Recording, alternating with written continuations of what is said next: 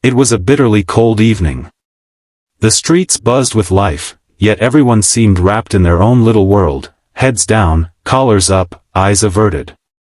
No one wanted to stop, not in this weather, not for anyone.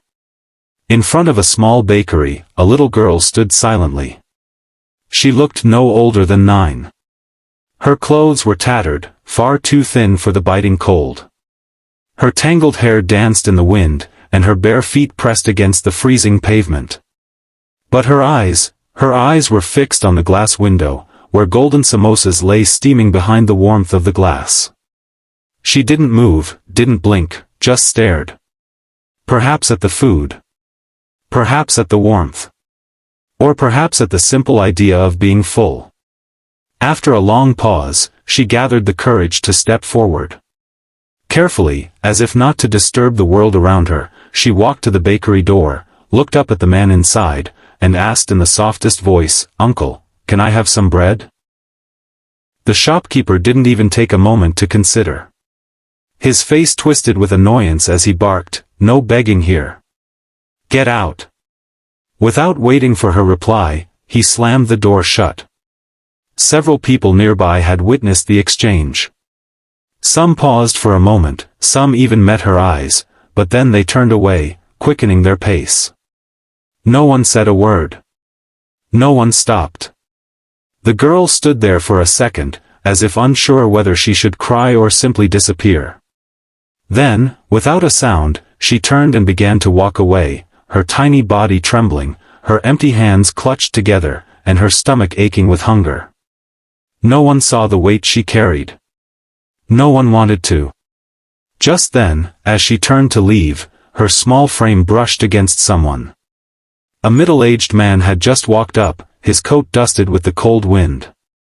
She froze, eyes wide with fear, and quickly stepped back as if expecting to be scolded again. "I'm sorry," she whispered.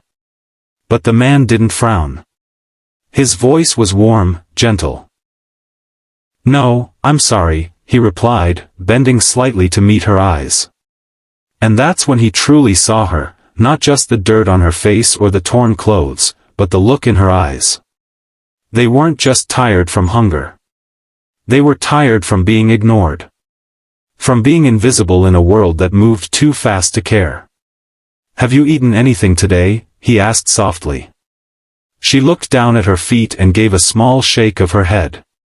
"Not since yesterday." He didn't ask more questions.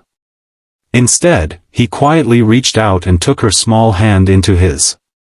It was ice cold. "Come with me," he said. She hesitated for a second, unsure if she should trust him, but something in his voice told her it was safe. Together, they walked back toward the bakery, the same one that had just pushed her away. As they stepped inside, the warmth wrapped around her like a soft blanket. The smell of food hit her again, stronger this time. Without a word, the man walked to the counter and ordered samosas, fresh bread, and a carton of warm milk. The shopkeeper raised an eyebrow, confused to see the same girl again, but now, with someone beside her. The man noticed the look, but didn't flinch. He looked the shopkeeper in the eye and said calmly, "She didn't need your judgment. She just needed a little kindness." She sat at the corner table, quietly eating like it was her first real meal in days. Her tiny hands trembled as she held the warm samosa, biting carefully, as if afraid it might vanish if she rushed.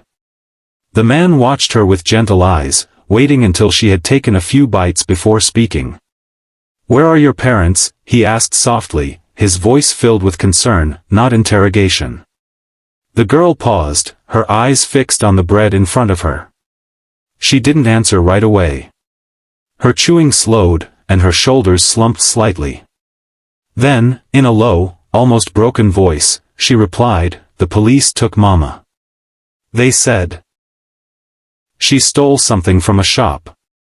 She sniffled and looked down at her hands, avoiding his gaze.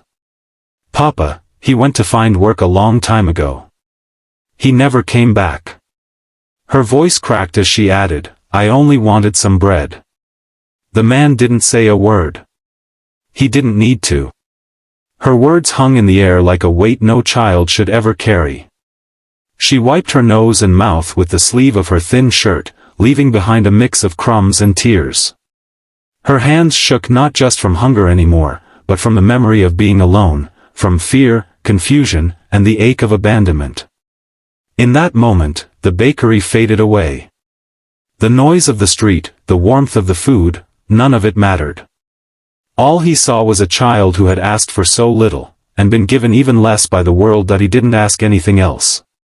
No more questions about where she slept, how long she'd been alone, or what she'd been through.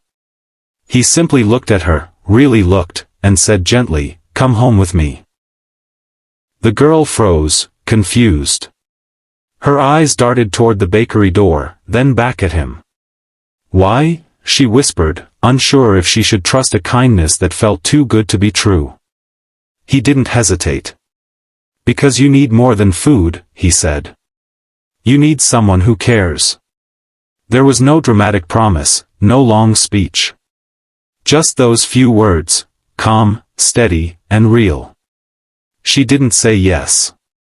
She just stood and walked beside him, as if her heart had already answered. The streets felt warmer with each step, though the air was still cold.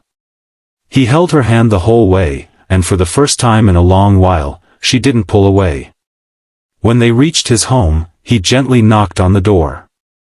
It opened, and his wife stood there, surprised at the sight of the child. But she didn't question. She didn't ask who the girl was, or where she came from. She saw the tired eyes, the hungry face, and without a word, knelt down and wrapped the girl in her arms. It wasn't a welcome made of words. It was made of warmth. Of silence. Of understanding. And in that hug, deep, soft, and full of safety, the girl's thin body finally relaxed. She didn't have the strength to say thank you. But she didn't need to. Because sometimes, the deepest pain isn't answered with questions. It's healed with a silent act of kindness. 3 months quietly slipped by. Seasons began to shift, and the cold winds that once bit through her skin had softened into the gentler breeze of early spring. Life had changed, not loudly, not suddenly, but steadily. One morning, as the city stirred to life, the same little girl walked down the same street. But she wasn't the same anymore. She wore a neat school uniform, a pressed white shirt, clean shoes, and a small backpack hanging on her shoulders. Her hair was brushed, her steps light, and her eyes, they carried a calm confidence the world had once taken from her. She passed by the same bakery, the place where she had once stood trembling, too hungry to speak louder than a whisper. But this time, she didn't stop. She didn't press her hands to the glass, or look longingly at the food inside. She simply walked by, and smiled. The shopkeeper, busy arranging trays behind the counter, looked up. Their eyes met. For a moment, he couldn't place her. Then recognition dawned. He remembered the small girl he had once turned away. The same girl he refused bread. And now, she was walking by, not broken, not begging, but whole. She didn't need anything from him anymore. Not food. Not pity. Because someone else had given her more than bread. They had given her belonging, care, and a chance.